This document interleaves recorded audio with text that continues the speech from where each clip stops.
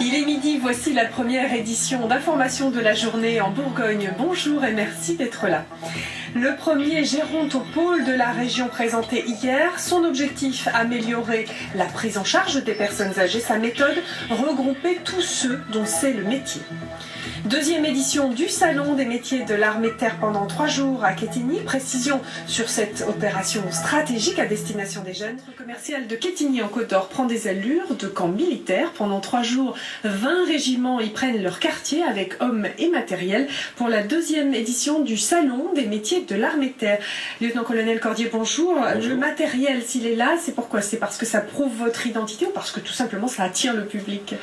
Je dirais c'est un peu des deux, ça prouve notre identité, ça attire le public et ça nous permet surtout de démontrer de façon très concrète les métiers qu'on peut proposer et qui ne sont pas obligatoirement que des métiers à vocation combattante. Donc oui, c'est vrai, ça attire toujours l'œil un peu. C'est une forme de portes ouvertes. Voilà, c'est une sorte de portes ouvertes. Alors on voit, l'an dernier vous n'aviez pas de chance, on voit les bonnets, la pluie, l'an dernier cette année vous allez être beaucoup plus gâtés, je pense que la météo sera plus favorable et le matériel sera différent.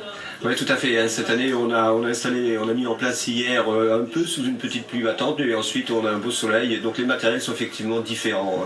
Cette année, les lycées de Bourgogne sont invités et pourquoi? Parce que les jeunes, bien évidemment, les moins de 26 ans et peut-être les lycéens sont votre cible?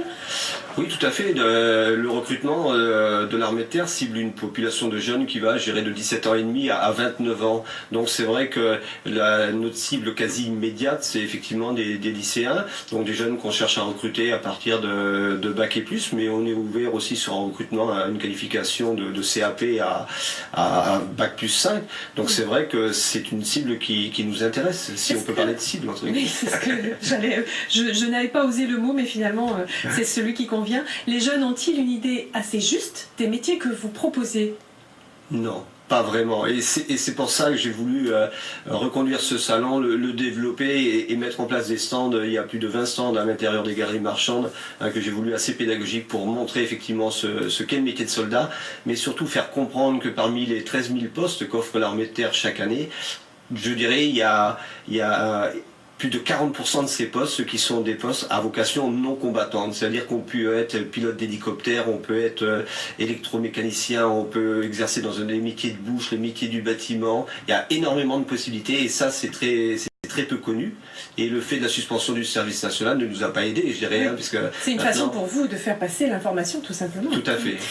Quel contrat souscrivent-ils surtout? Que cherchent les jeunes?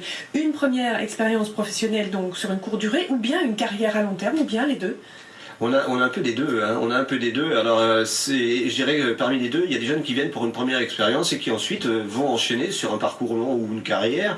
Et puis on a aussi effectivement des jeunes qui souhaitent faire carrière et qui l'annoncent directement. Les difficultés du marché de l'emploi favorisent ce premier contact avec l'armée de terre?